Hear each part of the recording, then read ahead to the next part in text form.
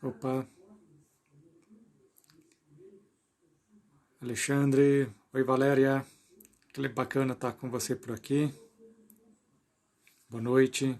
Oi Ana, bacana ter você por aqui também. E aí Alexandre, boa noite. Sandra, boa noite também. Dar uma daqui na luz para variar. Oi Sandra, Silene. Hoje eu estou um pouco mais iluminado do que o normal, né? Para variar. Um dia eu vou conseguir resolver direito esse problema da iluminação.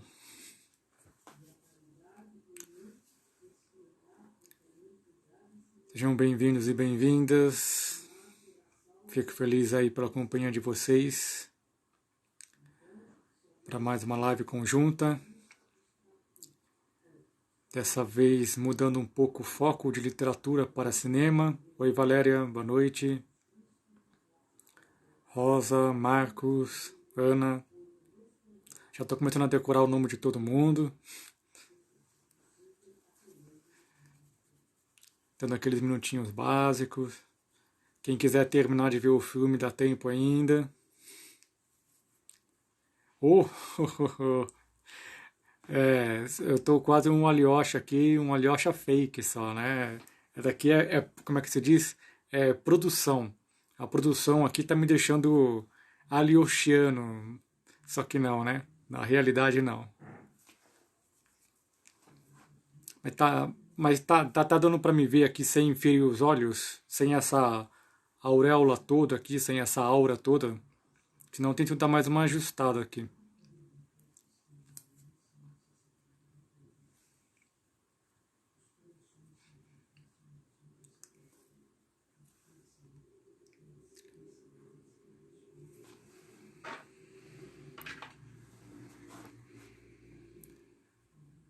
Boa noite, Rosa. Legal sua companhia aqui também.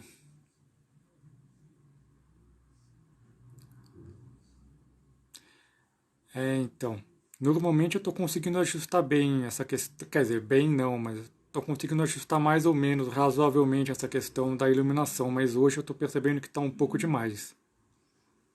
Bom, vou aproveitar essa aura artificial aqui para entrar no clima do filme. Estou dando aqueles minutinhos básicos, mais um pouquinho a gente já começa. Eu acredito que hoje nós vamos ter uma live mais tranquila em termos de presença. É, não só porque normalmente lives sobre filmes tem menos apelo, e ainda mais quando se trata de um diretor que não é tão conhecido, né? A não ser em determinados círculos, né? Então, eu acho que a gente pode até conversar mais livremente hoje, sem essa necessidade de eu abrir para perguntas no final. Claro que eu sempre vou abrir aqui para comentários e perguntas, mas acho que vai ser mais tranquilo para vocês irem comentando aqui ao longo da nossa live, tá bom? Então vocês fiquem à vontade aí, se quem quiser já ir colocando algum comentário que assistiu o filme, o que achou, fique à vontade. Mais um minutinho ou dois eu já começo a falar. Eu já vou adiantando também, como eu falei na minha divulgação, eu não tenho nenhum conhecimento técnico sobre cinema, não sou nenhum analista de cinema, nenhum crítico de cinema, né? A minha proposta aqui é somente colocar algumas observações, algumas reflexões minhas sobre o filme. Oi, Paty Helena, boa noite, bem-vinda. Hoje eu vou falar do O Sacrifício, do Andrei Tarkovsky, Valéria. Welton, grande amigo, seja bem-vindo. É, então, eu pretendo trazer algumas reflexões. Eu gosto muito de cinema, de fazer essas articulações e associações, assim como faço com a literatura, da filosofia, da psicologia, das ciências sociais, e eu também gosto de fazer com o cinema, né? Então, se vocês gostarem aqui da minha live, da maneira como eu encaminhar aqui as nossas reflexões, daqui para frente eu também posso fazer algumas lives sobre cinema também, tá? Sobre filmes, porque eu também tenho essa paixão por cinema, assim como por literatura, né? Em grande medida, a minha paixão por cinema começou por influência do meu avô. Eu gostava muito de filmes, e aí eu comecei com ele pelos filmes do passado, né? Da década de 40, década de 50, os filmes em preto e branco, e de daí foi em diante. Então vamos começar. É, Andrei Tarkovsky, diretor da União Soviética, teve alguns momentos de exílio na Europa, na Itália. Não vou entrar aqui nas questões específicas da biografia do diretor, até porque eu não pretendo fazer uma live, uma série sobre ele, né? Mas apenas trabalhar sobre este filme em específico. Depois, quem sabe, posso fazer outras dele também. Mas o que acontece? Eu assisti esse filme não faz muito tempo e foi exatamente enquanto eu estava fazendo as lives sobre Dostoiévski e fazendo esses meus estudos sobre ele também. E quando eu terminei de ver esse filme, eu fiquei refletindo sobre ele, pensando em possíveis conexões, articulações, né? Encontrar algumas interpretações sobre o filme. E quando eu comecei a pensar sobre todos os meus estudos que eu fiz em relação a Dostoiévski, eu encontrei muitas relações possíveis de serem feitas. Por isso que eu quis, inclusive, engatar junto com essas séries de live do Dostoiévski. E qual não foi a minha surpresa quando eu peguei o livro do Tarkovsky para ler, que tem PDF na internet, quem quiser, chama Esculpir o Tempo, e eu fui na sessão sobre o sacrifício, o filme, e tudo que eu li, que o Tarkovsky escreve, ele imediatamente me lembra Dostoiévski, que é impressionante. Tem uma série de conexões possíveis a serem feitas entre este filme, o pensamento do Tarkovsky e Dostoiévski. Inclusive, eu vou ler alguns trechos do livro dele para mostrar algumas associações possíveis de serem feitas da própria letra dele, do que ele escreve, com o pensamento de Dostoiévski, toda uma análise que nós podemos fazer daquilo que a gente viu aqui nessas lives, sobre a questão religiosa russa, o misticismo, a questão filosófica também. Então a gente vai nesse caminhar aqui juntos. Oi Camila, que legal você está aqui também, a Letícia, a prosa. Seja boa noite também, bem-vinda, Luana, bacana. Entrou aqui também uma grande amiga cinéfila, Kátia, que também vai me ajudar aqui sobre cinema. Então, o filme do Sacrifício do Tarkovsky, que é o último filme dele, tem uma questão emblemática muito forte, né? Porque é o filme que ele vai dedicar ao filho dele. Ele falece pouco tempo depois que ele termina as filmagens do filme, né? E normalmente se analisa os filmes em 3 atos, né? E eu acho que o primeiro ato do filme já está tudo dito, né? Eu acho que o Tarkovsky ele traz muitos elementos que ele vai desenvolver ao longo do filme no primeiro ato, e não só no primeiro ato, mas nos primeiros 15 minutos de filme, né? Que é aquele longo plano sequência estático. O Tarkovsky gostava muito desses planos estáticos, né? Esses planos sequências e estáticos. E esse primeiro plano, essa primeira cena do filme, esses 15 minutos iniciais, eles já dão todos os elementos, né? Então eu anotei aqui algumas questões que a gente pode já trazer dessa primeiro ato, dessa primeira sequência, né? Ele começa narrando uma história para o filho dele aos pés de uma árvore seca que ele planta à beira, né, na beira da ilha onde ele está, né? E ele vai narrar a história de um monge que vai fazer um ritual ao longo de vários anos de regar essa árvore constantemente, fielmente, recorrentemente, né, até que em um determinado momento esta árvore volta à vida, ela volta a florescer e produz frutos, né? Ela renasce essa árvore depois de todo o esforço de anos desse monge indo até essa árvore e regando ela, quando todos diziam que esta árvore nunca mais voltaria a florescer de novo. Ela era dada como uma árvore morta, né? Mas todo esse ritual, toda essa passagem de tempo diária do monge indo lá, regando e cuidando da árvore, ela volta à vida, ela volta a florescer, né? Não à toa, o filme vai terminar com o filho do Alexander de volta a essa árvore, né? Então, o filme termina como ele começa, né? No mesmo local, só que dessa vez com o filho regando a árvore, né? Cuidando da árvore. Isso tem um símbolo, uma mensagem extremamente poderosa no filme, né? E depois eu vou trabalhar um pouquinho mais isso. Essa questão da árvore seca, ela está intimamente ligada com a questão da fé para o Tarkovsky, né? O diretor, o Tarkovsky, ele era uma pessoa de profunda fé, profundamente religioso, né? E como a gente viu com Dostoiévski, a religiosidade russa, ela tem uma diferença com a religiosidade ocidental, com o catolicismo ocidental, né? A religiosidade russa está ligada à ortodoxia, que deriva, depois de vários momentos históricos, do misticismo dos famosos padres do deserto, né?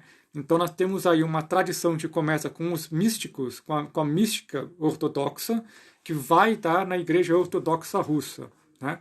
E como comentei com vocês nessas lives, existem algumas diferenças importantes da religiosidade cristã, do cristianismo russo para o cristianismo ocidental. Um deles, que é fundamental para a ideia do Tarkovsky no filme, desculpa, é a questão do sacrifício. Como mencionei para vocês nas últimas lives, a ideia do sacrifício é uma ideia que está enraizada na cultura e na religiosidade russa com a ideia da kenose, que é uma teoria, uma ideia sobre a vinda de Cristo encarnado aqui na Terra, e na qual ele se desfaz de todos os seus atributos divinos para poder se encarnar enquanto homem, né, ainda mantendo a sua natureza divina, mas ele se desfaz dos atributos divinos, se encarna enquanto homem para resgatar o homem, né, e ele vai passar por uma série de sofrimentos, de degradação carnal, humana, né, até a sua morte na cruz. E o seu sacrifício pelo homem é o sacrifício maior por excelência que existe. Então a ideia do Cristo humilhado, ofendido, né, degradado na sua natureza para resgatar o homem, né, trazer essa luz e essa palavra para o homem, para o cristianismo russo, ele é o sacrifício maior de todos, porque Cristo ele possui na sua espiritualidade, no seu ser, o próprio Deus. Então é como se o próprio Deus sofresse pelos homens. Então a ideia do Cristo sofredor é também a ideia do Deus sofredor. O Deus que sofre pelos homens por conta de todo o mal que existe aqui, por conta de todo o pecado. Então vocês percebem que essa ideia do sacrifício não é um sacrifício qualquer, né? Mas é o sacrifício máximo do Deus que se sacrifica pelos homens. Então essa kenosis, a ideia de se sacrificar, ela é uma ideia muito presente para a religiosidade russa, né? Então eu gostaria de ler aqui já as palavras do Tarkovsky no livro dele, Esculpir o Tempo. Acima de tudo, estou preocupado com o indivíduo capaz de sacrificar a si mesmo e a seu modo de vida, sem se preocupar em saber se sacrifício é feito em nome de valores espirituais, pelo bem do próximo, para sua própria salvação ou em nome de tudo isso. Tal comportamento exclui, por sua própria natureza, todos aqueles interesses egoístas que constituem uma base lógica normal para a ação. Recusa as leis de uma visão de mundo materialista. É sempre absurdo e pouco prático. E apesar disso, ou na verdade justamente por isso, a pessoa que age desse modo realiza mudanças fundamentais na vida das pessoas e no curso da história. O espaço que ela habita torna-se um ponto de contraste característico e raro em relação aos conceitos utilitários da nossa existência. Uma área onde a realidade, eu diria, está presente de forma extremamente forte. Ora, aqui a gente já começa a identificar algumas relações possíveis com o pensamento dostoiévskiano, né? Se nós relembrarmos tudo que eu falei aqui sobre Dostoiévski e o niilismo, o que ele vai identificar no niilismo? Justamente o cálculo utilitário das ações que estão no interior do pensamento utilitarista inglês que vem de Jeremy Bentham, né? Além do mais, a ideia do materialismo, né? A ideia de que você desencanta o universo, lembrando que o Terentievsky ele vai dizer que os poetas não são mais necessários. O que é necessário no mundo moderno são os químicos, são a ciência pura, né? O positivismo, ou seja, a ideia da utilidade, a ideia do cálculo das ações. Então, neste primeiro momento, nós já encontramos um link entre Dostoiévski e Tarkovsky.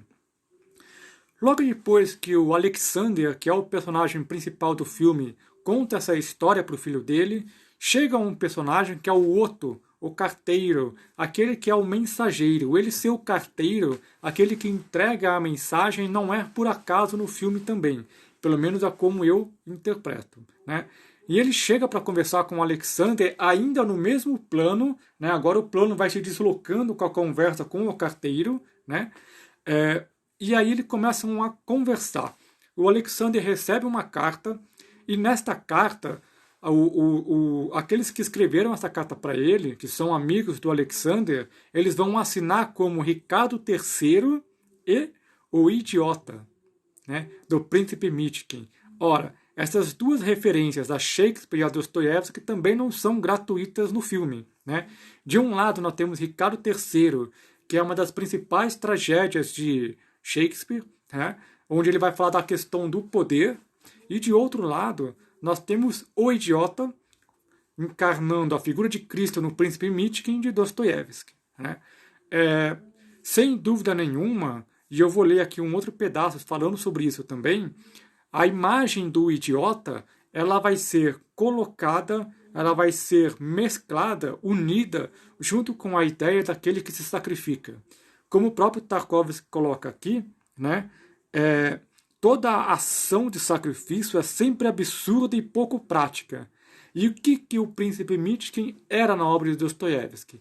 Absurdo, porque era indefinível, ele não era capaz de ser categorizado, ele não era previsível e, portanto, ele não era prático, ele não se dava às questões práticas do cotidiano, né? O idiota é justamente, como eu falei para vocês, aquele que é voltado para o mundo interior, pouco dado às questões práticas, às questões pragmáticas, e é aquele que consegue acessar também o mundo interior dos outros, né? Então o ato de sacrifício ele é associado ao sacrificante, né? Aquele que se sacrifica como uma pessoa idiota também, né? Isso vai ficar muito claro no final do filme também, né?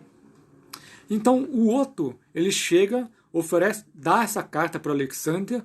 Temos aí então a figura de Ricardo III, temos a figura do idiota Shakespeare, Dostoiévski, e logo depois o Otto, o carteiro, ele vai colocar a figura de Nietzsche no filme, né? E qual é a principal questão que o Otto carteiro vai trazer para o Alexander? A ideia do eterno retorno do mesmo de Nietzsche. Gente, não dá para falar desse conceito de Nietzsche num espaço tão curto de tempo. Não sei nem se uma live sozinha daria conta disso, porque é um dos conceitos mais complexos de Nietzsche que ele elaborou. Desculpa. Inclusive, por exemplo, a Scarlett Martin, ela vai escrever um artigo sobre as ideias do eterno retorno do mesmo, todas as implicações paradoxais, lógicas que tem esse conceito nietzschiano. É um artigo que na metade do artigo você já está com os neurônios soltando fumacinha. Então é um conceito bastante complexo, mas basicamente a ideia de Nietzsche aí é uma prova existencial, né? Na verdade, a gente tem algumas maneiras de ver esse conceito nietzschiano. O primeiro, enquanto uma visão cosmológica, a segunda, como uma questão psicológica, e a terceira, como uma questão existencial, uma prova existencial. Porque o conceito de eterno retorno do mesmo em Nietzsche acontece em que sentido, né? O Nietzsche vai falar num aforismo de Gaia Ciência, que é, se eu não me engano, 303, o aforismo de Gaia Ciência, que é a primeira vez que o Nietzsche vai escrever sobre esse conceito na obra dele. Esse aforismo acontece como? Ele narra um demônio surgindo, um espírito, e aqui demônio se referindo ao daemon grego, aquela voz interior, que não é o demônio cristão, muitas vezes se traduz para o demônio pensando como demônio cristão, mas não, é essa voz interior. O próprio Sócrates tinha esse daemon, que era essa voz interior com quem ele dialogava. E esse demônio, esse espírito surge e diz para nós, né? Ele diz, imagine que todas as alegrias, todos os bons momentos que você já viveu na sua vida, eles vão se repetir. Mas imagine também que todas as tristezas, todas as dores, todos os sofrimentos que você já passou pela sua vida, eles vão se repetir mais uma vez, mais uma outra vez, e assim sucessivamente pela eternidade, sem nenhuma mudança, sem nenhuma modificação. Tudo aquilo de bom e tudo aquilo de ruim que você já passou pela sua vida vai se repetir, porque você também vai voltar eternamente no tempo. Quem aí está pensando em Dark pode fazer uma boa associação, né? Na série Dark. Não à toa, Dark cita Nietzsche, né? Muito bem. O outro vai trazer isso para o Alexander, e eu acredito que o Tarkovsky estava pensando justamente nessa questão da prova existencial. Porque o sacrifício, conforme Tarkovsky vai trazer para a gente no filme, é a maior prova existencial de todas do ponto de vista humano, né? Humano e espiritual.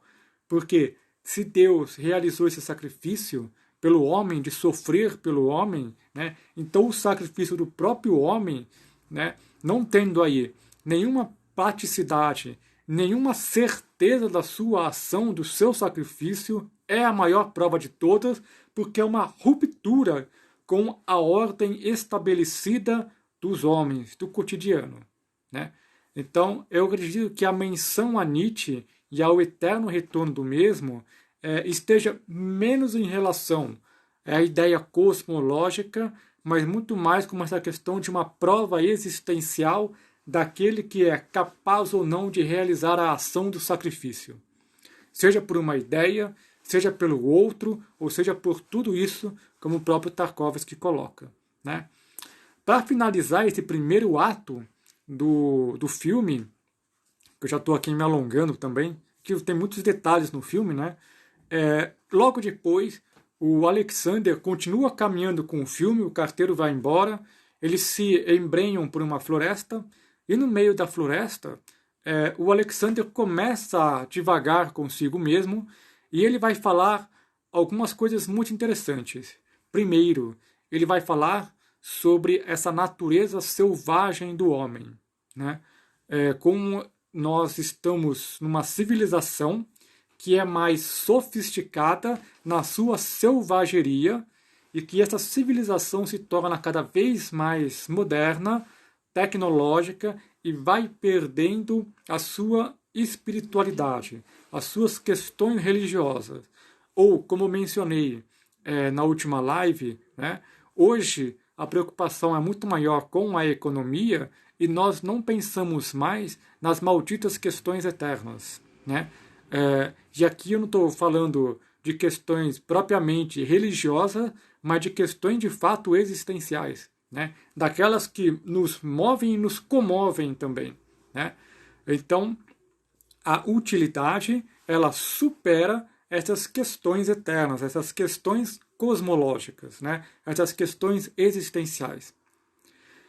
E o Alexander também vai falar uma outra coisa muito interessante que o Tarkovsky coloca aqui no livro dele, que é a questão do vazio das palavras, o vazio do discurso moderno, justamente porque ele está muito mais preocupado com as suas ações utilitárias, aquilo que é útil ou não, e pouco preocupado com o valor das palavras, né?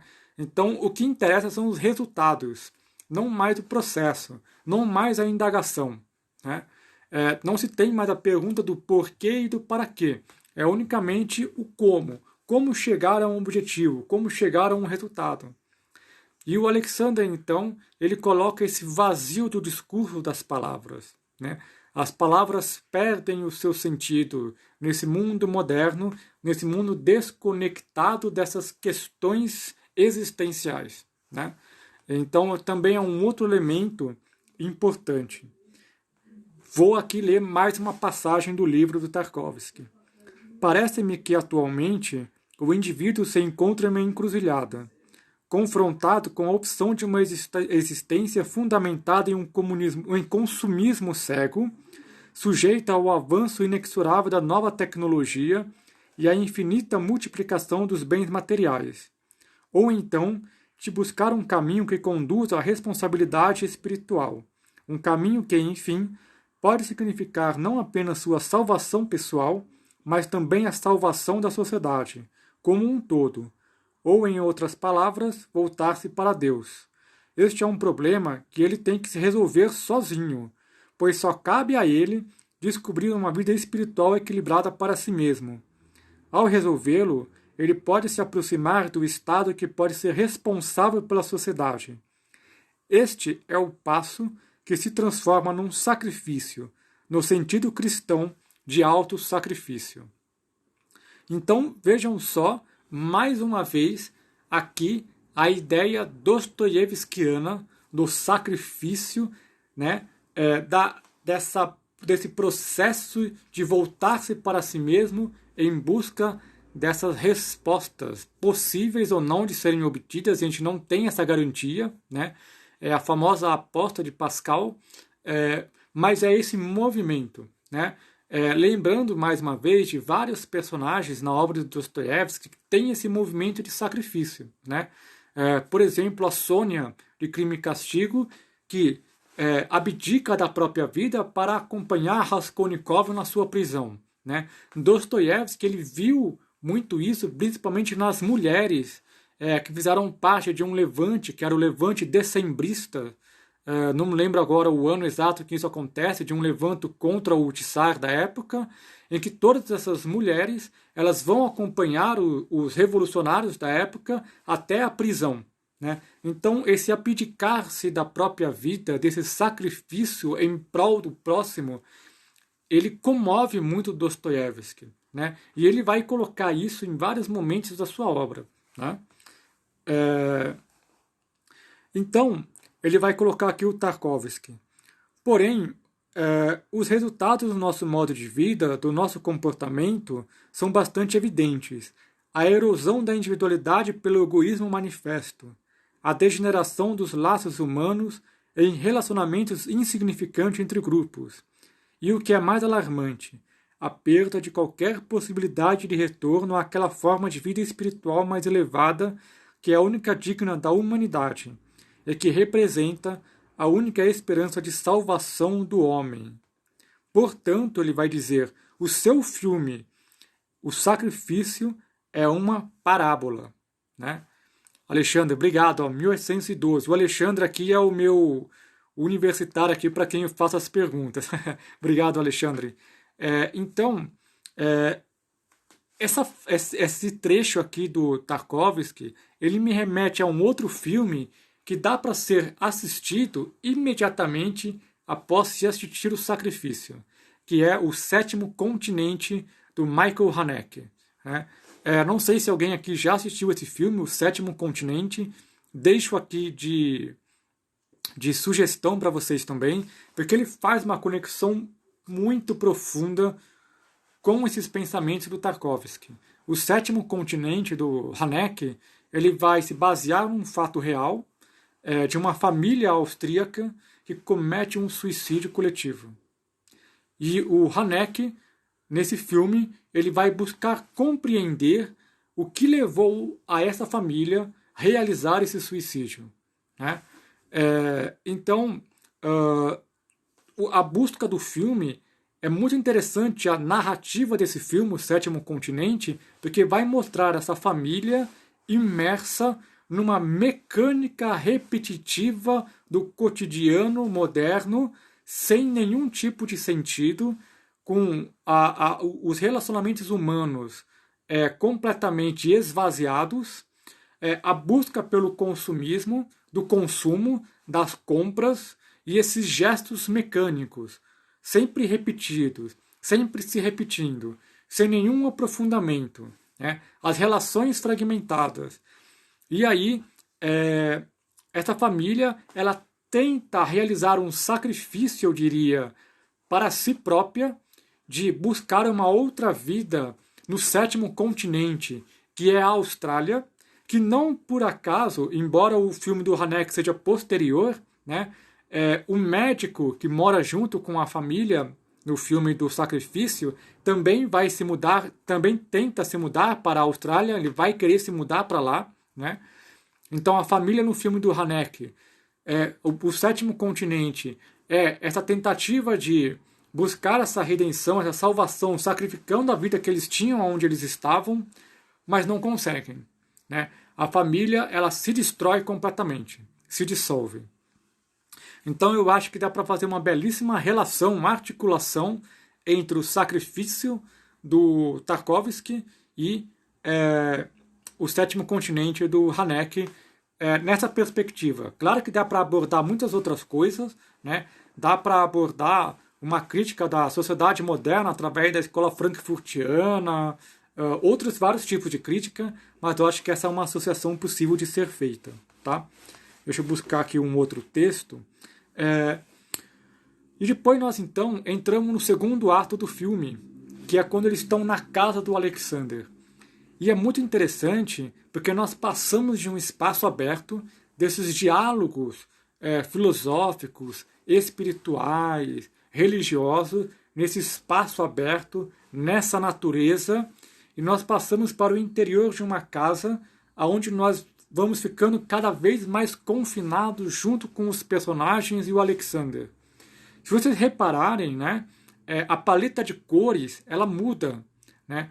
A paleta de cores ela começa a ficar mais apagada, né? É como se nós começássemos pelas cores a adentrarmos cada vez mais as emoções dos personagens, principalmente do Alexander, né? A gente começa a se aproximar, a adentrar dentro da própria casa, e a casa simbolizando exatamente essas relações esvaziadas dos personagens, né?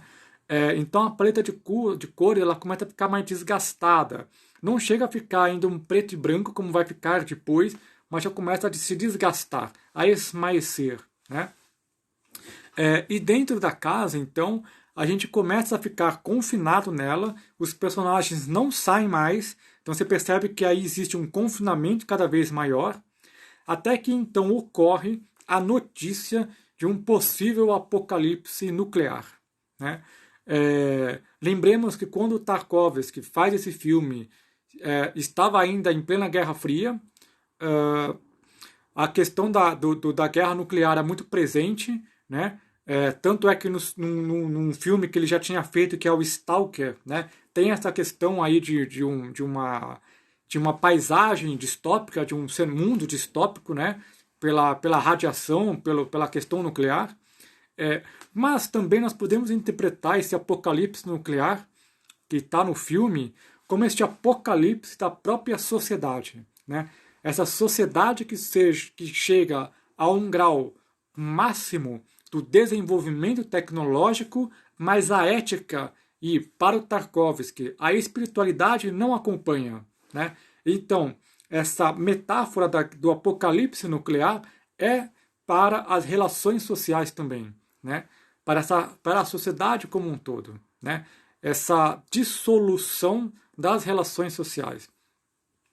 É, e aí é interessante, então, que quando ocorre esse apocalipse nuclear, que todo mundo acaba ficando em quarentena, né? A gente pode fazer aí algumas outras associações contemporâneas, todo mundo fica quarentenado, confinado dentro da própria casa, eles têm que se haver um com os outros.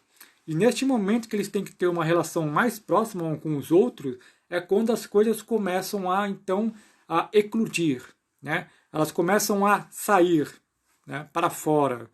É, e aí nós temos, por exemplo, a esposa do Alexander, a Adelaide, que ela coloca toda a sua angústia para fora, né? Tem um longo momento dessa cena, né, que fica focada só nela, mais uma vez esse plano estático do Tarkovsky, e ela colocando a sua angústia para fora até o momento que você começa a se identificar com a personagem e a sentir uma angústia também, né? É muito interessante esse plano estático e essa identificação com a personagem e a sua própria angústia, né? É, Posteriormente, nessa cena, nesse segundo ato, o Alexander vai para o quarto dele e o confinamento aumenta mais ainda, né? Ele fica preso no quarto, a gente não sai mais desse quarto, e então ele tem um momento que fica focado no rosto dele, num momento muito chiaroscuro, no ar, né? Aquele rosto dele, metade no escuro, metade meio iluminado, né? Na qual o, o Alexander vai fazer o quê? A promessa, né? Ele vai se dirigir numa oração a Deus, pedindo para que a vida possa continuar, que o filho dele possa ter um futuro, que ele mesmo possa ter um futuro, que tudo possa se regenerar, possa voltar ao normal. E que se caso isso acontecer, então ele se desfazerá, ele abdicará de toda a sua vida atual. Ele irá renegar a sua família, renegar os seus bens materiais, inclusive o próprio filho, que é de todos aqueles seres, aquele que ele mais ama, né? Então, pelo bem do futuro do filho, pelo bem da continuidade da vida, ele renegará, inclusive, a convivência com o próprio filho. Ele realiza essa promessa e depois, então, ele tem um sonho, né? Eu espero não estar invertendo a ordem aqui, que eu assisti esse filme já faz 15 dias. Espero não estar invertendo a ordem. É, e aí nós temos como se fosse um interlúdio no filme, que é o sonho dele. E este sonho dele, eu acho que se abre para múltiplas interpretações possíveis, né? Já é um sonho. O filme todo, quando ele passa do lado de fora, nós percebemos que está na primavera, né? As flores estão desabrochadas, o sol brilha. No sonho é inverno, né? É frio, é neve. Eu interpreto de uma maneira bastante negativa porque eu não suporto o frio, né? Eu odeio frio. Quem me conhece sabe, né? Mas eu acho que tem uma relação aí simbólica e metafórica com a própria ideia do frio, do inverno, como ser uma possível renovação de um ciclo, né? Como aquele que em si ele tem toda a potencialidade da primavera chegar, né? Então ele é essa morte que prepara o retorno da vida, né? Toca uma música que é extremamente incômoda, hipnotizante, fascinante. Eu não consegui identificar qual que é o instrumento musical, mas eu achei que aquela música que acompanha o Alexander é como se fosse uma personagem ela própria. Ele caminha pela floresta, e aí de novo, né? A floresta tão seca quanto aquela árvore que ele planta no começo, né? E até que o personagem ele se dá de frente com um muro, né? O caminho dele está bloqueado, né? Ele se vê diante daquele muro e ele acorda. E é muito interessante que a gente, talvez, uma das interpretações que a gente possa fazer é exatamente desse muro como esse impasse da existência humana, seja ao nível individual, seja ao nível social, né? Ao nível da humanidade como um todo. Né? A gente poderia ainda entrar em muitas outras interpretações sobre esse sonho dele, mas vou avançar aqui por causa do tempo. Tá? O segundo ato, eu diria que ele se finaliza quando chega o carteiro e traz uma notícia para ele. Aliás, uma coisa que eu esqueci. Antes do Alexander ir para o quarto, o carteiro faz uma revelação que é muito interessante. Ele traz uma outra mensagem para o Alexander, que é a da presença do mal na casa. Né? Antes de acontecer toda a cena do apocalipse nuclear, ele é quem anuncia, né, a chegada do apocalipse. Né? Porque ele vai dizer que existe um espírito ruim no interior da casa. Uma possível interpretação é um espírito ruim só pode ser um demônio. Né? A gente pode pensar em qualquer nível hierárquico de demônio ou o próprio diabo. Né? Seja num plano espiritual, seja no plano das relações também. Né? E depois que o Alexander tem o sonho, de novo o carteiro chega com mais uma mensagem para ele, em que ele vai dizer sobre uma das pessoas que trabalha na casa do Alexander, que é a Maria. Não acho que o nome é ao acaso, também, e que ela é uma feiticeira, e que se ele dormir com ela, existe a possibilidade da salvação. E é muito interessante também que a Maria, que é essa moça que trabalha na casa, ela é islandesa. E a Islândia tem sempre uma aura de misticismo que a envolve, que é impressionante, né? Essa questão de um paganismo, dos vikings, de um mistério. A Islândia tem sempre essa aura mística, né? Essa aura de mistério. E a islandesa, a Maria, então, é uma feiticeira que vai poder dar a oportunidade do Alexander de continuar encontrar uma possibilidade de continuidade. Né? A Raquel colocou aqui, o legal é que a guerra nuclear não é mostrada explicitamente. É algo muito mais psicológico, mostrando apenas a notícia, os barulhos de avião passando e uma cena posterior à destruição. Sim, exatamente, é muito interessante isso, né? Você pode analisar isso do ponto de vista espiritual, como eu falei, linkando com essa presença de um suposto espírito ruim na casa, desse mal que faz parte da casa, e de um outro aspecto, o aspecto psicológico, que é exatamente essa questão entre todos os personagens, dessa questão das relações, do sentimento, das emoções entre todos eles. Né? É mais ou menos como eu falei do Dostoiévski. Eu acho que o Tarkovsky a gente pode analisar por esses dois eixos. Né? O eixo horizontal, que é o eixo antropológico, psicológico, e o eixo vertical de uma transcendência, de uma espiritualidade. Né?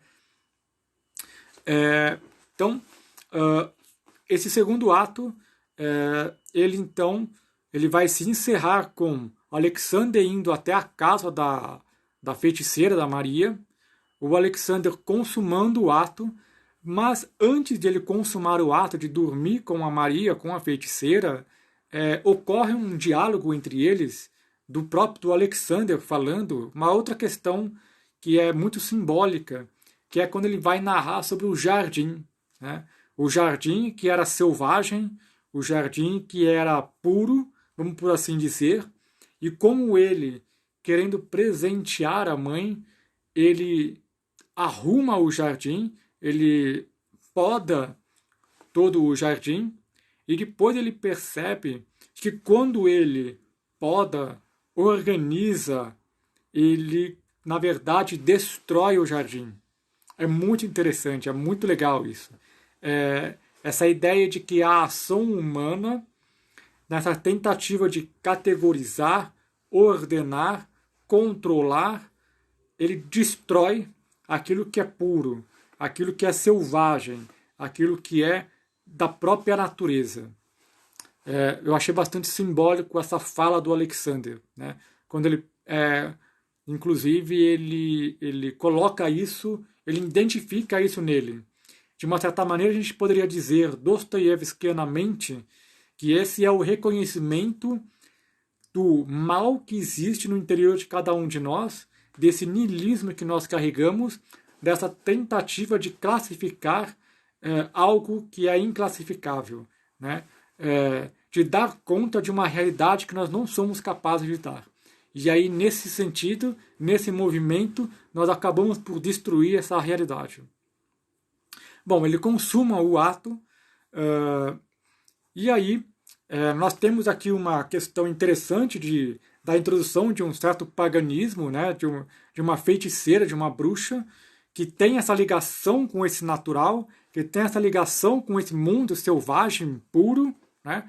Então, eu entendo aí que o Tarkovsky não tem uma visão tradicional cristã negativa da bruxa, né? Dessa ideia da mulher ligada ao mundo natural.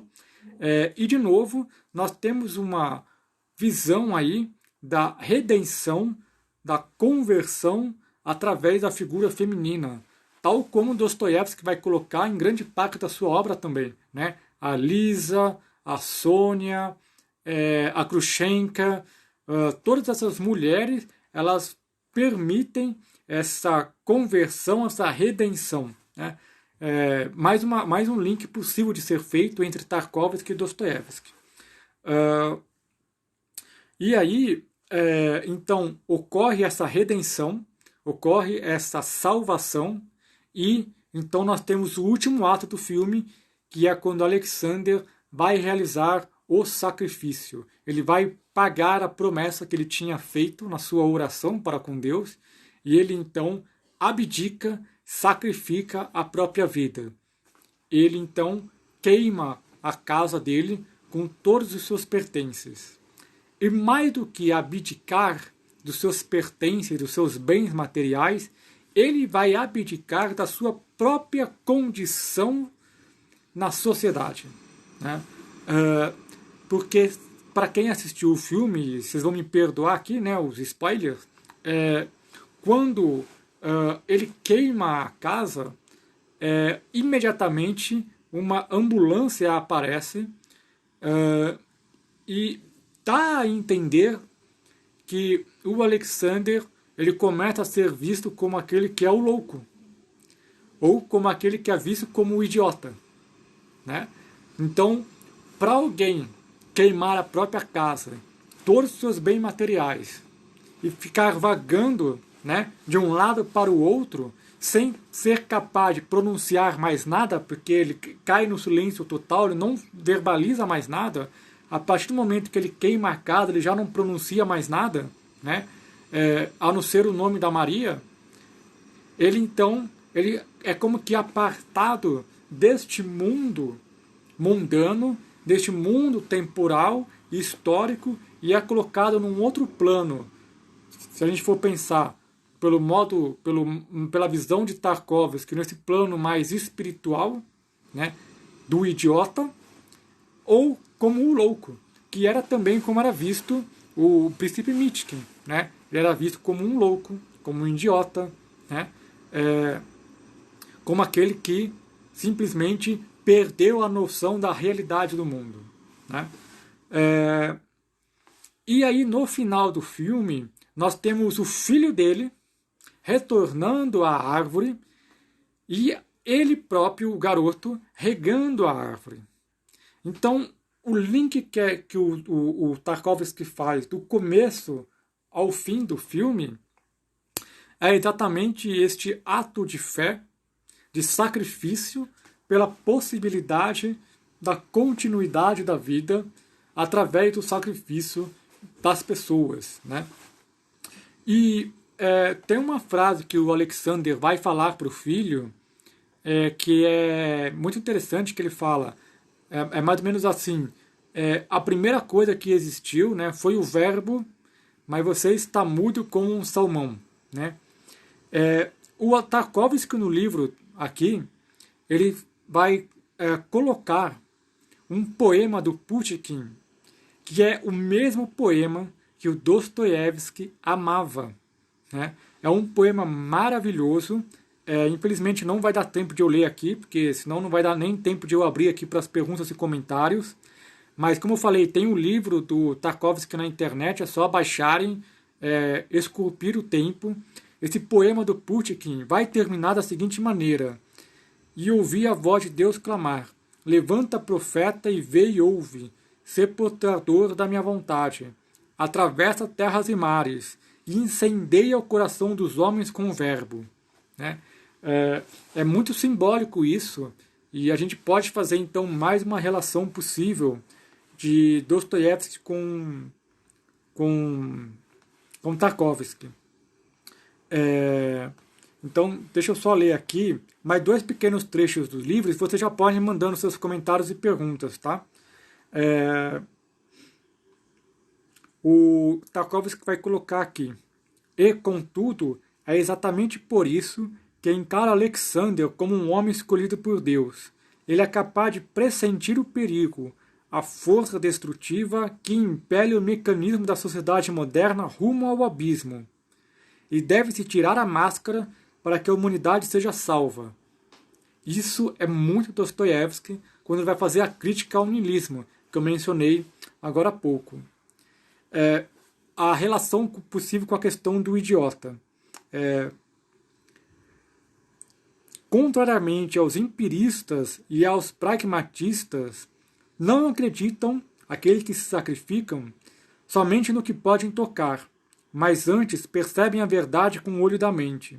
Nada do que fazem conforma-se aos critérios normais de comportamento. São possuídos pelo dom que era conhecido na antiga Rússia como a marca do tolo sagrado. Aquele peregrino ou mendigo andrajoso, cuja simples presença afetava pessoas que levavam vidas normais, e cujos presságios e autonegação estavam sempre em contradição com as ideias e regras estabelecidas do mundo como um todo, que é o famoso Yurdidovsky. Não vou conseguir pronunciar do jeito certo, né? Mas que eram justamente aqueles santos que eram os andarilhos da antiga Rússia, né? Mais uma vez, uma associação com a ideia do o idiota de Dostoiévski. Tem um outro momento aqui que o Tarkovsky vai colocar aqui também a questão do vazio da palavra. Então ele coloca: estamos sendo sufocados por uma avalanche de informações, contudo, ao mesmo tempo, nossos sentimentos permanecem intocados pelas mensagens de suprema importância que poderiam mudar nossas vidas.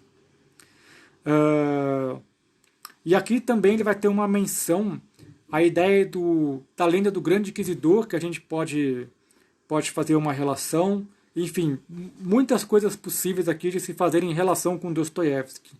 A Silene está perguntando o nome do poema. Deixa eu ver aqui se eu consigo. Ele tem aqui. Deixa eu ver aqui. Espera aí. Eu aqui no livro não tenho poema. E eu infelizmente não sei o nome, Silene. Mas se você procurar Pushkin e de repente escrever "e incendeia o coração dos homens com o verbo", muito provavelmente você já vai achar o poema na internet, tá? Que é como ele encerra o poema, tá? Desculpa, eu não tenho o nome do poema aqui, no livro não tem, tá? Mas, pessoal, era isso. Eu falei pra caramba. Não sei se ficou claro aqui tudo que eu queria trazer para vocês. É muita informação, muito detalhe que eu queria trazer para vocês, porque eu achei incrível essas relações possíveis de serem feitas. Mal dei tempo aqui para vocês fazerem as perguntas e comentários, mas eu espero que vocês tenham gostado. Eu achei fantástico o filme. Estou falando tanto de literatura que estou falando de livro. Então, quem quiser, assiste aí também O Sétimo Continente, do Michael Haneke, que eu acho que faz um diálogo muito bom. A Raquel já colocou aqui, ó, Voz de Deus. Obrigado, Raquel. Então, eu espero que vocês, quem não viu o filme e assistir, depois me contam o que vocês acharam do filme, se vocês acham que eu falei tem relação, se eu falei muita abobrinha ou não, tá? Mas essas reflexões que eu queria trazer para vocês. Agradeço por estarem junto comigo aqui mais uma noite. Se vocês curtiram, daqui para frente eu posso fazer mais lives sobre filmes também. Eu não vou confirmar ainda, mas é muito provável que semana que vem eu estarei na presença de uma amiga minha muito querida, que é a Raquel, que é jornalista, para a gente falar sobre o Machado de Assis. Vou conversar com ela ainda direitinho, vou confirmar isso, e aí depois eu vou trazendo para vocês durante a semana, tá bom? Elton, a honra num sacrifício. Do ponto de vista do que nós estamos conversando aqui, desse auto-sacrifício, do ponto de vista cristão, eu diria que não é nenhuma questão de honra, porque a questão de honra ela está ligada a um sentimento mundano, né? A ideia de honra é um sentimento mundano, né? A gente está pensando aqui, por exemplo, na questão dos samurais, né? Eu diria que nessa perspectiva do Tarkovsky, dessa perspectiva cristã, é muito mais do que uma questão de honra, né? Esse sacrifício de se abdicar em prol de algo, né? Que não é o caso do samurai necessariamente, né? Pelo menos do que eu entendo. Mas é uma questão que a gente pode pensar, que pode ser bem interessante. Deixa eu ver aqui, Valéria. Acho que fazer mais lives sobre filmes seria ótimo, bacana. Marcos, você gostou? Obrigado. Kátia, queremos mais. Legal, obrigado. Então, eu vou ver aí então, outras possibilidades de filmes que eu posso trazer. De repente eu faço uma enquete aí com sugestões de filmes que vocês gostariam que eu comentasse, que eu falasse. Vou fazer isso futuramente também com livros. Vocês já também deram algumas ideias de autores, de livros, filósofos para trabalhar também. Provavelmente, mais para frente, eu vou falar sobre Albert Camus, porque eu vou, mais para frente, oferecer um curso que eu vou falar um pouco sobre ele. Então, eu vou rever algumas coisas, reler algumas coisas sobre eles. Mas é isso, eu vou misturando literatura, cinema. Vamos juntos aí, fazendo. Bergman com certeza vai estar na minha lista. Se eu pudesse, eu faria uma série só sobre Bergman e aí não acabaria mais, né? Porque Bergman é infinito de filmes. Eu acho que Bergman fez mais de 40 filmes, né? Seriam 40 lives só sobre Bergman. Não, obviamente eu escolheria. Quem sabe eu possa fazer uma live aí sobre a trilogia do silêncio do Bergman, que é o Através do Espelho, Luz de Inverno e o Silêncio. Enfim, vamos aí, temos bastante opção e bastante coisas aí para a gente continuar juntos, tá bom? Então, agradeço aí, pessoal, mais uma vez pela presença de vocês, pelo incentivo que vocês estão me dando. Não é fácil para mim estar aqui. Não estou acostumado com exposição, com falar, né? Tô aqui saindo do meu modo comum, estou me sacrificando um pouco, só um pouquinho, muito longe aquele sacrifício de Tarkovsky e Dostoiévski, mas então esse incentivo de vocês aí está me ajudando muito, eu agradeço bastante, viu, pessoal? Então agradeço aí todas as sugestões, então vamos seguindo juntos. Mais uma vez, desejo que todos fiquem bem, se cuidem, e fiquem seguros, lembrando sempre, quem puder, continue em casa, quem tiver que sair, se proteja tanto quanto puder, continue disponível para quem quiser conversar sobre cinema, sobre literatura, sobre filme, sugestões, críticas para eu melhorar aqui as minhas lives, fiquem à vontade também, eu estou super aberto para críticas construtivas, tá? Então, estou sempre aí disponível para todo mundo, tá bom? Obrigado. Então até semana que vem. Fiquem bem. Vamos nos falando, tá bom? Um abraço, gente. Até mais. Obrigado pelos coraçõezinhos aí. Até.